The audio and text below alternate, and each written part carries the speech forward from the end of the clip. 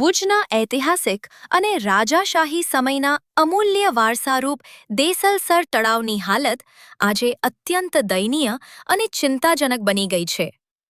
આ તળાવમાં ગટરનું ગંદુ પાણી છોડવામાં આવી રહ્યું છે, છિયત્તર તેમજ મોટા પાયે કચરો ઠાલવવામાં આવી રહ્યો છે. દુઃખની વાત એ છે કે ભુજ નગરપાલિકા સંબંધિત વહીવટી તંત્ર દ્વારા આ ગંભીર સમસ્યા તરફ પૂરતું ધ્યાન આપવામાં આવતું નથી, જેને પગલે સ્થાનિક રહીશોમાં વહીવટી તંત્ર સામે ભારે નારાજગી વ્યાપી છે. સ્થાનિક નાગરિકો દ્વારા જણાવવામાં આવ્યું છે કે તળાવમાં આવેલા તમામ પાણીના આવક-જાવકના નાળા હાલ સંપૂર્ણપણે બંધ હાલતમાં છે. બીજી તરફ ગટરનું દૂષિત પાણી સતત તળાવમાં ઠલવાઈ રહ્યું હોવાથી તળાવનું અસ્તિત્વ, પર્યાવરણ અને ભુજનો ઐતિહાસિક વારસો ભારે જોખમમાં મુકાઈ ગયા છે.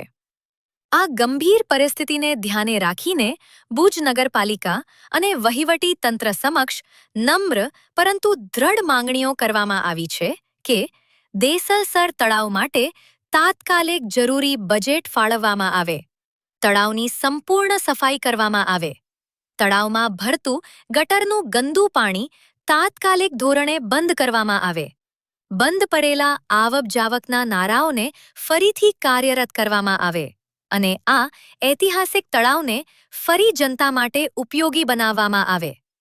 સ્થાનિકોએ વહીવટી તંત્રને ચીમકી આપતા જણાવ્યું છે કે જો આ અંગે વહેલી તકે કોઈ અસરકારક અને સચોટ કાર્યવાહી કરવામાં નહીં આવે તો ભુજવાસીઓ મજબૂરીવશ જનસહયોગ કરી પોતાના ઐતિહાસિક દેસલસર તળાવની સફાઈ કરવાનો સંકલ્પ કરશે. પાર્ટી વિધાનસભા સંગઠન મંત્રી આજરોજ અમે નગરપાલિકામાં રજૂઆત કરવા માટે આવ્યા હતા દેસલસર તળાવની પ્રી મોન્સૂનની કામગીરીની. તો પહેલે કલેક્ટર સાહેબ પાસે ગયા તો કલેક્ટર સાહેબ કોઈ આવેદનપત્ર લેતા નથી ને આજ કારણસર હતા નહીં. એના માટે નગરપાલિકામાં આવ્યા હતા. તો અહીંયા 1.5 કલાકથી અમે ચીફ ઓફિસરની વાત જોઈએ છીએ. મેડમ બીજી છે મિટિંગમાં છે કારોબારી ચેમ્બરમાં.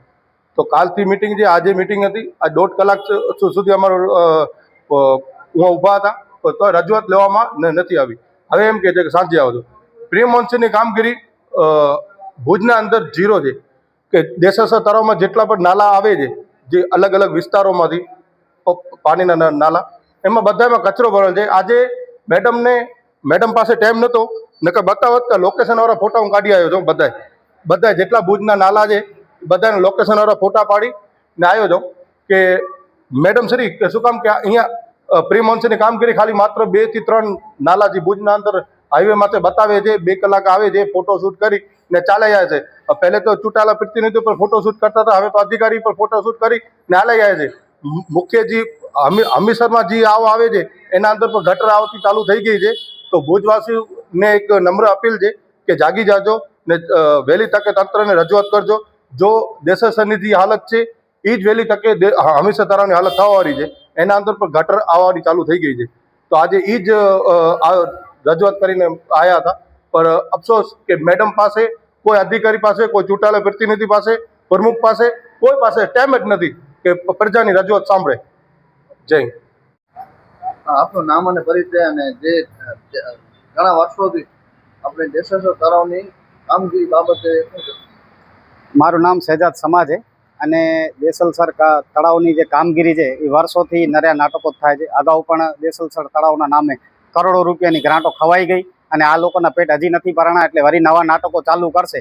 પણ આ તળાવથી ક્યાંક ને ક્યાંક ઓરમાયું વર્તન કરવામાં આવે છે. ખરેખર રીતે તળાવની દ્રષ્ટિએ નહીં પણ એક ધાર્મિક લાગણી, બહુ ઊંડી ધાર્મિક લાગણી પણ એ તળાવથી જોડાયેલી છે જો ખરેખર જોવા જઈએ.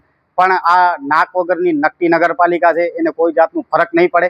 એ લોકો માત્ર ને માત્ર ત્યાં જ કામ કરશે જ્યાં એ લોકોને ટકાવારી અને ટુકડી મળશે. અત્યારે પણ તમે જુઓ તો પ્રજા ધર્મના ધક્કા ખાઈ રહી છે અને આ લોકો ફર્સ્ટ ક્લાસ એસીની અંદર બેસી અને લોકોને ધક્કા ખવડાવવામાં જ રસ છે. કોઈને મળવાનું નહીં, કોઈના કામ કરવાના નહીં. મીડિયામાં અને છાપામાં મોટી મોટી ડંફાસો આપી કે ભુજના 80% નાલા સાફ થઈ ગયા છે ને આમ ને તેમ ને ઢીકડું ને ફલાણું ને. પણ એવું ખરેખર કંઈ થતું નથી. ભુજની અંદર 80 થી વધારે નાલા છે. 13 દિવસની અંદર 80 નાલા સાફ થઈ ગયા. વિચાર કરો, રોડના 10 નાલા એટલે બહુ મોટી એક સંખ્યા કહેવાય કે એ કોન્ટ્રાક્ટર કને એટલા મશીનો, એટલા લેબરો હશે કે રોજના 10 નાલા સાફ કરે છે એ કોન્ટ્રાક્ટર.